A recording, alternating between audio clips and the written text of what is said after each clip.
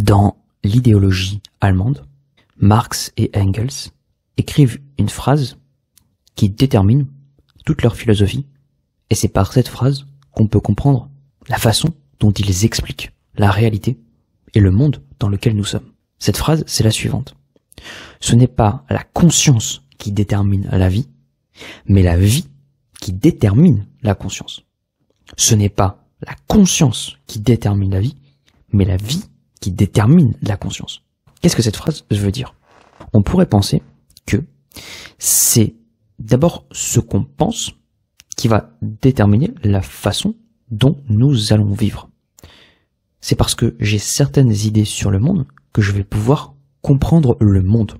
Si par exemple, j'ai conscience de moi en tant que sujet, en tant qu'identité, en tant qu'individu, mettons pour être encore plus précis, que j'ai la conscience d'être français, eh bien, c'est la conscience que j'ai d'être français qui va déterminer le fait que j'appartiens à la France.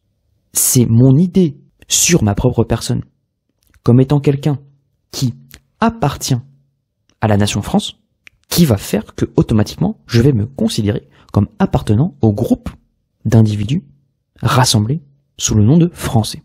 Dans ce cas-là, c'est bien le fait que je pense comme ça, c'est bien le fait que je me pense comme Français, qui fait que je détermine la vie que j'ai, c'est-à-dire une vie de Français, une vie où j'ai le passeport français. Car Marx, lui, il va dire que c'est l'inverse.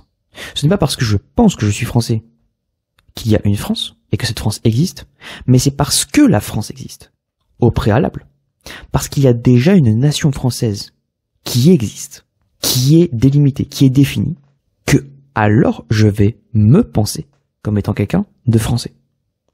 Ce n'est que parce que la nation France existe que je peux me penser comme français. Parce que si la nation n'existe pas, à aucun moment je n'aurai l'idée d'être français. À aucun moment cela ne me viendra à l'esprit de me dire je suis français si la France en tant que telle n'existe pas déjà. Et ça c'est absolument déterminant.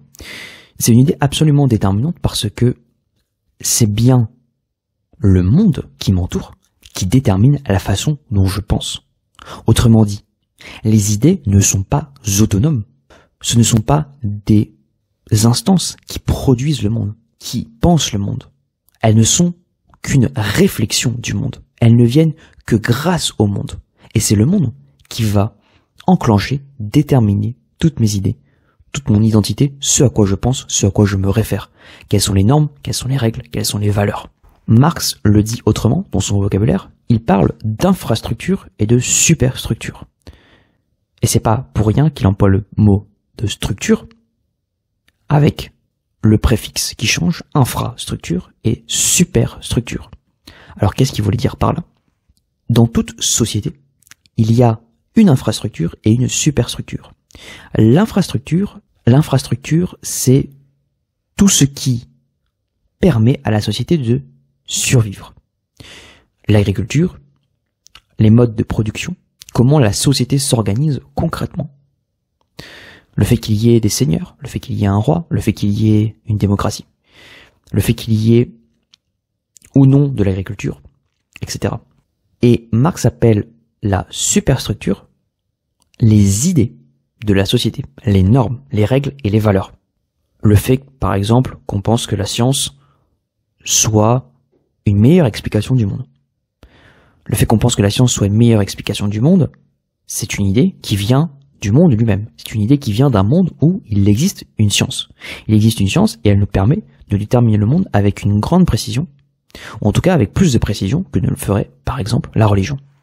Ça semble donc confirmer la thèse de Marx, puisque le fait qu'on pense que la science soit une façon d'expliquer le monde comme supérieure, elle vient du fait qu'il y ait des réalisations concrètes de la science.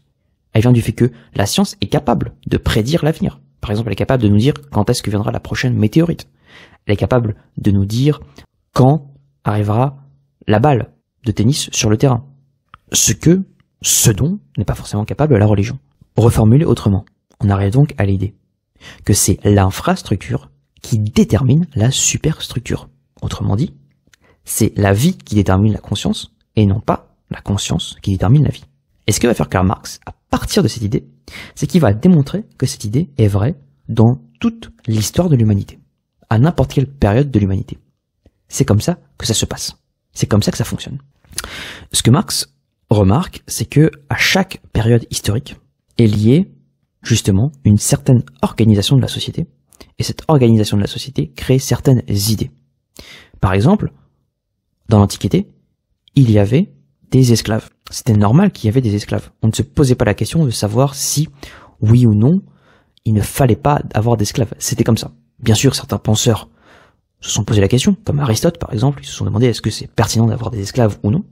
Mais le fait est qu'il y avait des esclaves. Aujourd'hui, ce serait complètement impossible, ce serait choquant qu'il y ait des esclaves. Et la raison qui explique que dans l'Antiquité, il y avait des esclaves, et c'était tout à fait normal, c'était l'absence d'une technologie élevée.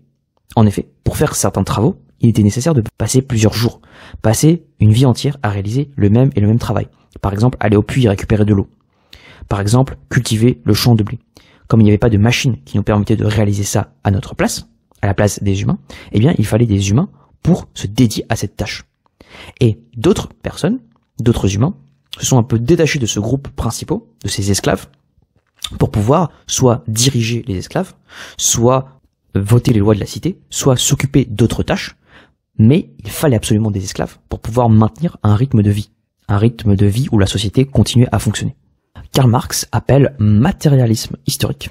Matérialisme historique, l'idée que, eh bien, l'histoire peut être expliquée par des causes matérielles, c'est-à-dire des causes concrètes, des causes physiques. Et ce sont d'abord les causes physiques qui expliquent l'organisation des sociétés, qui expliquent la façon dont les hommes ont vécu jusqu'ici. Par rapport à cette idée, selon laquelle il y a une certaine organisation de la société. Et comme je l'avais dit, dans l'Antiquité, il y avait donc des esclaves, mais il y avait aussi des citoyens. Et les citoyens n'étaient pas esclaves. Ils étaient dispensés de ces tâches concrètes, difficiles, pesantes, besogneuses. Et Karl Marx remarque que, à chaque période de l'histoire, il y a une certaine organisation de la société. Et dans cette organisation de la société, il y a deux pôles opposés. Il y a toujours deux classes. Ces deux classes, ce sont la classe dominante et la classe dominée. À quoi est-ce qu'elles correspondent concrètement? C'est une classe qui va bénéficier de la façon dont la société s'organise, et une autre classe qui ne va pas bénéficier de la façon dont la société s'organise, mais qui va, en réalité, créer l'impulsion, la dynamique de la société, mais au détriment des bénéfices qu'elle pourrait en tirer. Parce que cette classe-là passe son temps, justement, à organiser la société. C'est pour ça que Karl Marx commence son manifeste du Parti communiste avec cette phrase qui est restée très célèbre. Toute l'histoire est l'histoire de la lutte des classes. À chaque époque, il existe des dominants et des dominés, c'est-à-dire des hommes qui bénéficient de la société et d'autres qui n'en bénéficient pas, qui bénéficient de la société, du système, dans la façon dont s'organise la société, et ceux qui n'en bénéficient pas. Donc toute l'histoire est l'histoire de la lutte des classes. Et Karl Marx parle de lutte des classes, au sens où, eh bien, à chaque fois, les deux classes vont avoir des intérêts divergents. Il est nécessaire que ceux qui bénéficient de la société, que ceux qui bénéficient de ce système puissent le légitimer, puissent faire en sorte que le système continue, parce que le système va continuer à travailler pour eux et ils pourront continuer à bénéficier du système. Contrairement à ceux qui produisent le système, les dominés, ces dominés, eh bien, ils vont avoir tendance à vouloir changer leurs conditions de vie. Ils vont avoir tendance à vouloir créer une nouvelle ère, faire en sorte que les conditions évoluent, parce que ils vont considérer que c'est en partie injuste la façon dont ils vivent. Bien sûr, ceux qui bénéficient de ce système, les dominants, vont toujours avoir un discours où on va chercher à légitimer ce système, où on va chercher à expliquer en quoi ce système est un bon système, et à expliquer aux dominés en quoi leur travail est important, en quoi il est nécessaire qu'ils soient là, les valoriser dans leur position pour qu'ils ne changent pas de position. Maintenant, plongeons-nous un instant dans le détail. Plongeons-nous un instant dans le détail de l'histoire, dans la façon dont le voit Karl Marx. Alors, Karl Marx a mis en lumière 5 grandes phases, 5 grandes étapes, 5 grands moments de l'histoire humaine, qui correspondent à des étapes du développement de la société. Donc, à chaque fois qu'il y a une certaine façon dont la société s'organise, eh bien ça va correspondre à une certaine façon dont les hommes vont s'organiser à l'intérieur. Et bien sûr, les hommes vont s'organiser à l'intérieur de cette société avec ces deux pôles, parce qu'il y aura toujours une lutte des classes. Il y a toujours les dominants et les dominés dans chaque système, dans chaque organisation. Sauf, on va le voir au départ, sauf avant que l'histoire ne commence. Alors, dans la préhistoire, on n'est pas encore dans l'histoire parce que il n'y a pas de système où il y a une société, c'est-à-dire une mise en commun des biens. Il n'y a que un communisme primitif. Un communisme primitif, ça veut dire que tous les biens sont mis en commun, mais à la différence d'une société, c'est que dans la société, il y a une condition de mise en commun des biens. C'est-à-dire que certains vont pouvoir bénéficier à certaines conditions, aux conditions qu'ils respectent le contrat des autres, aux conditions qu'ils respectent la position des autres. Par exemple, aujourd'hui, pour aller chez le médecin, donc bénéficier du service médecin, tout le monde attend que les uns aient terminé. Donc dans la préhistoire, il n'y a pas de système tel, il n'y a pas de système d'attente. Tout est déjà fait en commun. Parce que il n'y a pas de classe sociale. Il n'y a pas de séparation entre les individus en fonction de leur rang dans la hiérarchie. Tout le monde, si vous voulez, occupe des places, des positions qui sont un peu anarchiques, qui sont changeantes, qui dépendent des circonstances. Alors qu'une fois qu'on est en société, eh bien, la place des individus dans l'organisation de la société va être beaucoup plus fixe. Et à partir du moment où on fixe le rôle des individus, on va leur attribuer certaines qualités, certains droits. Le fait que, par exemple, je sois médecin, eh bien, dans la société, ça va me permettre de donner le droit de donner et de prescrire des médicaments. Ce que je n'ai pas le droit de le faire si je ne suis pas médecin. Le fait que, par exemple, je sois propriétaire, le fait que j'ai une certaine maison, eh bien, ça va faire que les autres n'auront pas le droit de pénétrer dans ma propriété. La deuxième étape que Karl Marx met en lumière, c'est une étape justement où il y a une socialisation qui s'opère. On n'est plus dans un communisme primitif où les places et les positions dans la société sont changeantes. Il y a une véritable socialisation au sens où les individus commencent à se mettre en groupe et occupent des fonctions avec des règles bien précises. Comme la fonction, par exemple, de chef. Eh bien, le chef, il a le droit de faire certaines choses que ceux qui ne sont pas chefs n'ont pas le droit de faire. Le troisième moment qu'identifie Karl Marx, c'est un moment clé, parce que c'est un moment où il va y avoir un progrès technique immense qui va vraiment créer un basculement et l'absence d'un retour en arrière. Donc, on avait au départ des gens qui mettaient tout en commun sans forcément qu'il y ait de règles communistes en place, et chacun avait des positions ouvertes dans la société. Une deuxième étape où les positions étaient plus fermées, il y avait une autorité que possédaient certains individus.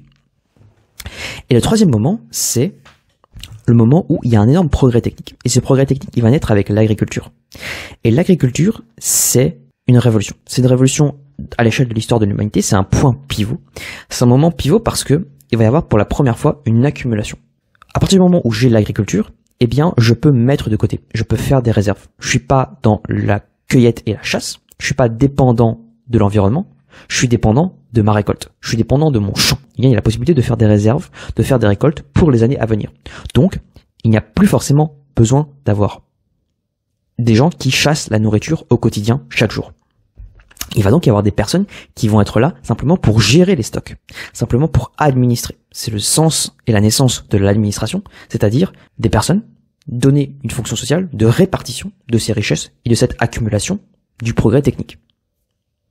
Donc une répartition et une accumulation de tout ce qui a été obtenu, par exemple, grâce à l'agriculture ou encore à l'élevage.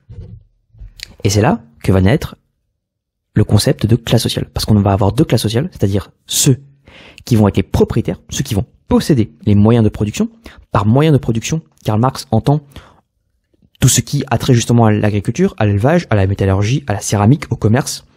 C'est-à-dire tout ce qui peut permettre en fait la production, comme par exemple les champs. Le champ, c'est ce qui permet la production. Donc si je possède le champ, eh bien je possède la production et les récoltes qui vont sortir, qui vont être produites par le champ.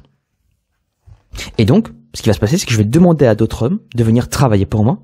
Et ce qu'ils vont faire, c'est que je vais utiliser leur force de travail, c'est-à-dire leur capacité à travailler. Je vais utiliser cette force de travail pour faire en sorte que, eh bien, ils travaillent pour moi, ils fassent les récoltes et que moi je puisse bénéficier des récoltes que eux ont réalisées. Et c'est la naissance de l'esclavage. C'est la naissance de l'esclavage parce qu'il y a certains hommes qui vont être forcés à travailler et d'autres qui vont pouvoir simplement récolter le fruit du travail d'autres hommes. Ce qui est à noter, c'est que à chaque fois que on a changé de période historique, c'est parce qu'en fait, il y a eu des changements économiques, des changements sociaux, des changements matériels qui ont permis une évolution du rapport entre les individus. Qui a fait le passage de l'Antiquité au Moyen-Âge? C'est que, en réalité, au Moyen-Âge, on a aboli l'esclavage. On a aboli l'esclavage au Moyen-Âge. Alors certes, l'abolition de l'esclavage date de 1848, mais en réalité, l'Église avait déjà aboli l'esclavage dès le Moyen-Âge. Simplement, cette abolition de 1848, elle était universelle, elle a été sur tous les territoires de la France. Mais dans le principe de l'esclavage, l'Église s'y est opposée dès le Moyen-Âge. Et qu'est-ce qui a fait que le statut d'esclave a disparu? C'est parce que il y a eu des innovations économiques. Par exemple, l'invention de la roue, qui a permis de gagner du temps. Au niveau du bétail, du transport des récoltes, au niveau du temps de trajet d'un lieu à un autre. Et ce temps de travail gagné, c'est du temps où les esclaves ont pu se libérer, ont pu penser à autre chose, ont pu être occupés à d'autres tâches. C'est pourquoi on a donné une liberté aux esclaves, on leur a donné une liberté, et ils ont eu un nouveau statut, parce que à partir du moment où ils étaient libérés, ça a posé problème à qui? Aux maîtres, à ceux qui étaient dans l'Antiquité possédants, ceux qui possédaient les terres, et donc ils devaient pouvoir continuer d'avoir des individus qui quand même travaillaient pour eux, pour qu'ils n'aient pas à travailler. Et ce rapport entre maître et esclave, a changé du fait d'une révolution technique, et ce rapport s'est transformé en un rapport de serf à seigneur. Et ce nouveau rapport, c'est que il va y avoir une plus grande autonomie du serf par rapport au seigneur. Mais qu'est-ce que fait un serf? C'est simplement quelqu'un qui a fait un serment par rapport à son seigneur, qui lui sera fidèle et qui va travailler pour lui. On a donc tout simplement non plus la dialectique entre le maître et l'esclave, mais tout simplement une opposition entre le seigneur et son esclave. On a donc une économie féodale, une économie donc du Moyen-Âge. On va avoir une classe militaire qui va exploiter des producteurs qui sont attachés au sol, qui sont attachés à leur terre. Bien entendu, le cinquième moment de l'histoire, pour lequel Karl Marx est resté célèbre, c'est le moment de la révolution industrielle.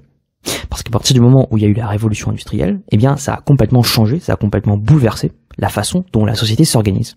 Avec le chemin de fer, avec la machine à vapeur, avec les transports en commun, avec les industries, eh bien, il y a eu tout un monde qui a changé et toute une économie qui s'est réorganisée.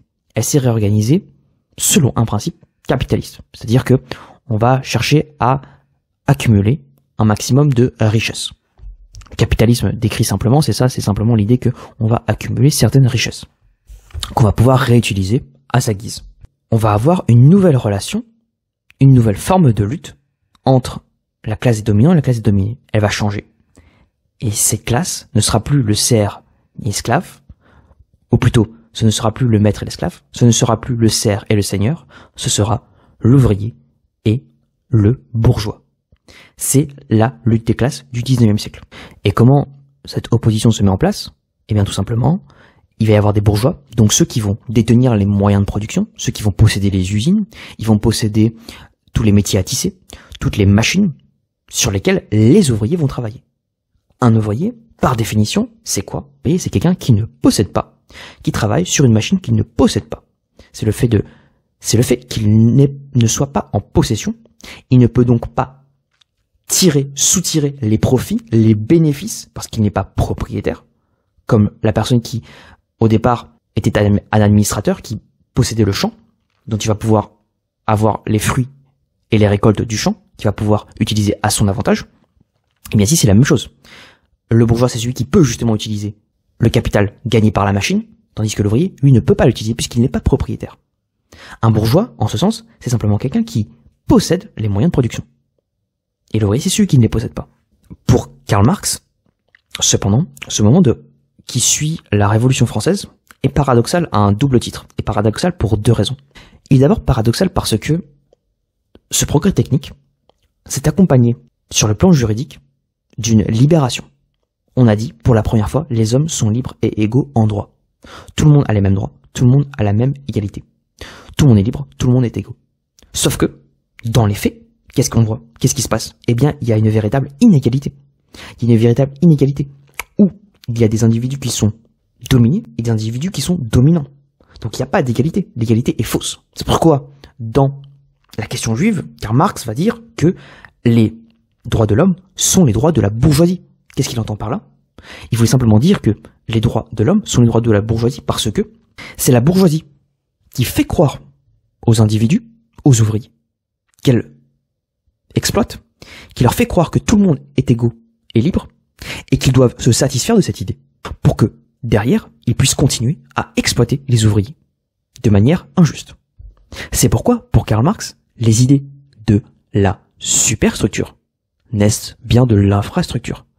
C'est-à-dire qu'on avait une classe qui voulait absolument dominer des individus, et comment ils se sont fait? Eh bien, ils ont fait la chose la plus ingénieuse, qui était de créer une loi dans laquelle ils disent explicitement que vous êtes libres, que vous êtes égaux, que nous sommes pareils, nous sommes tous les mêmes. Et qu'est-ce qu'on constate dans les faits? Eh bien, c'est l'inverse qui se produit. Il y a des inégalités. Si vous voulez, ces droits de l'homme fonctionnent un peu comme une nouvelle Bible. Fonctionnent un peu comme une nouvelle Bible au sens où, pour Karl Marx, la religion, c'est quelque chose qui va permettre d'apaiser les personnes, les dominer. Elle va permettre d'apaiser les dominés en leur proposant un ailleurs, un nouveau monde, un paradis, où justement, à un moment donné, ils seront libres. À un moment donné, ils n'auront plus à travailler comme ils le font déjà. Ce moment arrivera après leur vie, cette libération peut venir de l'intérieur aussi, mais en tout cas, elle viendra et elle apaise finalement la douleur et la souffrance que c'est de travailler. La Révolution française et ce texte des droits de l'homme fonctionnent un peu de la même façon, puisque la religion n'est plus l'explication dominante du monde. Eh bien, à partir de ce moment-là, il va falloir quand même trouver une explication pour faire en sorte que les individus pensent et se sentent dans un système où tout est juste, dans un système où il n'y a pas justement d'inégalité. Parce que si on vend aux individus qu'il y a un système qui est complètement inégal, évidemment qu'ils vont chercher à se rebeller, et évidemment qu'ils vont chercher à changer le système. Eh bien, au contraire, si on leur propose et on leur dit que le système c'est le meilleur système qui soit, c'est-à-dire que vous êtes libres et vous êtes égaux, et ce sont quand même deux valeurs qui sont incroyables, ce sont des valeurs séduisantes, ce sont des valeurs qui sont pleines de bon sens. Si on leur fait croire à ces valeurs-là, eh bien automatiquement, ils n'ont aucune raison de se révolter, même si dans leur situation, en réalité, c'est l'inverse qui se produit. Et la deuxième raison pour laquelle c'est encore plus paradoxal, cette révolution française, et ce progrès technique en même temps, ce qui s'est passé, c'est que l'ouvrier s'est aliéné. Il est aliéné.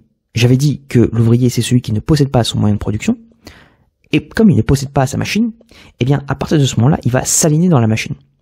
En allemand, l'aliénation, le mot allemand, se dit Entfremdung. Et Entfremdung, ça veut dire devenir étranger. Comme le mot alien en anglais veut dire étranger, eh bien, l'aliénation, c'est le fait qu'on devienne un autre. C'est le fait qu'on devienne un autre. D'abord parce que, eh bien, on travaille pour un autre. D'abord parce qu'on ne possède pas ce qu'on fait quand on est ouvrier. Mais aussi parce que, eh bien, on passe des heures et des heures et des heures devant la machine. Et donc, en fait, on perd une partie de soi-même. On se déshumanise. Au moment où Karl Marx écrit, il n'y a aucun droit pour les ouvriers. Donc, ça veut dire qu'ils travaillent jusqu'à 14, 15, 16 heures par jour. Karl Marx voit ces conditions de travail et se dit, mais il y a une véritable aliénation, puisque les individus qui font ça, les ouvriers, ils travaillent pour une somme, un salaire qui est extrêmement bas, pour qu'ils puissent simplement survivre, accéder simplement à un niveau de vie où c'est le minimum syndical, mais tout le temps qu'ils ont passé dans la journée, c'est simplement pour survivre. Donc à aucun moment, ils ne profitent, ils ne bénéficient d'une vie qui est épanouissante. Une vie qui est libre, une vie qui est véritablement égale, une vie qui est véritablement égalitaire, une vie qui est véritablement vécue avec un sens d'autonomie. Comme peuvent le faire les bourgeois, qui eux ne sont pas contraints de travailler comme ça. Eux, ils ont simplement à regarder l'état des machines, faire en sorte qu'elles fonctionnent, et c'est tout. Et encore, ils peuvent déléguer. Donc à partir de ce moment-là, ils ne font rien. Ils sont simplement les dominants dans cette situation. Et ils font croire aux autres que c'est la meilleure situation possible. Face à ce tableau noir, Karl Marx explique quand même que, justement, s'il y a une lutte des classes, c'est pas pour rien. C'est qu'il y a un moment donné où il pourrait y avoir un renversement. Il pourrait y avoir un renversement parce que ce qui compte, c'est qu'on puisse faire changer ces conditions-là. Ce qui compte, c'est qu'on puisse aller vers un monde plus juste, un monde plus égalitaire, un monde qui respecte finalement vraiment ce que devraient être les droits de l'homme. Non pas un masque pour donner un sens faux à des conditions de vie aberrantes, mais une réalisation effective, la possibilité réelle de vivre ensemble en harmonie en étant libres et égaux. Et ce que propose Karl Marx, c'est simplement le communisme. Alors le communisme, ça consiste en quoi? Ça consiste dans le fait de répartir simplement de manière égale l'ensemble des richesses et la propriété. Ça veut dire que tout le monde va effectuer en fonction de ses compétences. Tout le monde va effectuer un travail en fonction de ses besoins et en fonction de ce qu'il est capable de réaliser. L'idée de Karl Marx dans le communisme, c'est de dire que, en fait, les moyens de production sont toujours possédés par la classe dominante. C'est toujours le seigneur qui possède le champ. C'est toujours le bourgeois qui possède la machine. Dans un monde communiste, eh bien, les moyens de production, la façon dont la société va tourner, eh bien, elle sera possédée, non pas par certains individus, mais elle sera commune. Donc, il va y avoir tous les individus ensemble qui vont exploiter et qui vont gérer collectivement les moyens de production. Donc, tout le monde va gérer collectivement les usines. Le message d'espoir que Karl Marx veut porter par rapport à cette nouvelle organisation communiste, c'est deux choses. Il consiste en deux points sur lesquels Karl Marx est affirmatif. Et ces deux points vont lui permettre de dire que justement, cette lutte des classes va pouvoir déboucher sur le communisme. Alors pourquoi est-ce qu'elle va pouvoir déboucher sur le communisme? D'abord parce que les ouvriers, ces dominés, sont les seuls qui sont capables de s'unir. Ils sont les seuls qui sont capables de s'unir parce que ils ont une vie tellement misérable, ils ont une vie tellement difficile à surmonter, difficile à accepter, difficile à vivre, que forcément, à un moment donné, il va se passer un déclic et ils vont faire un changement. Et ce changement, il va venir du fait que cette classe sociale, c'est la seule classe qui peut être totalement unie. Pour Karl Marx, les bourgeois sont en concurrence. Ça veut dire qu'ils ont des commerces et ils veulent à chaque fois avoir toujours de plus en plus d'argent. Donc ils vont essayer d'avoir de plus en plus de monopoles. Ce que veut dire Marx, c'est qu'il va souligner que les bourgeois sont dans la concurrence, contrairement à la classe ouvrière qui, elle, est dans l'union. C'est pour ça qu'on a eu des internationales. Les internationales, c'est vraiment des organisations ouvrières qui ont tenté justement de faire un mouvement révolutionnaire, un mouvement communiste à l'échelle nationale et à l'échelle internationale. Où justement, parce que c'était une classe qui partageait des conditions de vie extrêmement compliquées et qui les partageait ensemble, qui vivait au quotidien, chaque jour, ensemble, contrairement aux bourgeois qui sont dans leur bureau, dans leur maison, dans leur villa de campagne. Eux, les ouvriers, eux, sont ensemble dans la poussière, dans la sueur, dans le goût de l'effort, dans la difficulté à vivre, à surmonter les fins de mois. Eh bien, c'est toutes ces expériences communes qui vont créer une union de classe. Et c'est cette union de classe qui va pouvoir créer le renversement et la révolution tant attendue. D'abord parce que la bourgeoisie, eh bien, est minoritaire par rapport aux ouvriers, mais aussi parce que justement ce sentiment d'union va donner un véritable élan et va permettre de pousser les ouvriers à leur réussite. Et la deuxième chose, le deuxième motif d'espoir, c'est que pour Karl Marx, le capitalisme est un moment provisoire. C'est un moment provisoire parce que en réalité, chaque organisation de la société, chaque système dans la façon dont économique qui organise la société est amené à périr. Le système maître-esclave a péri de par les innovations technologiques. Le système seigneur-serf a péri de par les innovations technologiques. Eh bien, le capitalisme aussi va périr par ses propres innovations technologiques. Le capitalisme va s'effondrer. Karl Marx estime cela parce que le capitalisme, c'est un système de crise. Il y a toujours des moments où le marché est euphorique, et puis le marché, le lendemain, par exemple, peut être complètement à la baisse. Et à cause de ça, on a des usines qui ferment, on a des emplois qui sont fermés, on a des propriétaires aussi qui font faillite. Et donc c'est tout un système qui fait des montées et des descentes. Et ce système, à un moment donné, il va s'effondrer, il va s'épuiser. En un mot, pour résumer les deux conditions, en fait, le système économique capitaliste crée les conditions de sa propre destruction. Il crée les conditions de sa propre destruction parce que il y a des crises économiques où on a des inégalités croissantes avec la concentration de la richesse dans les mains d'un petit nombre d'individus. Et cette polarisation de la société entre les bourgeois et les ouvriers aboutit à une situation où la classe ouvrière va prendre conscience de sa situation, va prendre conscience du fait qu'elle est exploitée, va se mobiliser et renverser le système capitaliste. Alors, la fin de tout ça, je le précise parce que c'est pas forcément clair et évident, ce n'est pas l'État. L'État n'est pas la fin du communisme. L'État n'est pas la fin du communisme parce que, pour Marx, il y a ce qu'on appelle le dépérissement de l'État. Le dépérissement de l'État, c'est l'idée de dire que, en réalité, l'État, c'est un outil qui est obsolète. C'est un outil qui sert simplement à garder, à conserver les positions sociales de certains individus, et donc à conserver leur propriété. On a donc certains individus, certains politiques, certains économistes, certaines personnalités publiques, ou au contraire certains chefs d'entreprise qui, par leur propriété et par un système tel que l'État qui garantit leur propriété, qui protège cette propriété, eh bien ce système-là, il maintient l'inégalité, il maintient la polarisation, il maintient la lutte des classes, il maintient la dichotomie entre ouvriers et dominants, entre dominés et bourgeois. C'est pourquoi l'État est un mauvais outil. C'est un outil qui n'a pas lieu d'être. Au moment où le communisme vaincra, eh bien, il n'y aura plus besoin de l'État. Il n'y aura plus besoin de l'État pour gérer la société, pour gérer l'économie. Tout le monde le fera ensemble. Et il n'y aura pas certains individus qui vont représenter d'autres individus pour pouvoir maintenir en réalité la place de leurs compagnons, de leurs frères, de leurs voisins, pour maintenir en réalité la place qu'ils possèdent dans la société de par leur capital.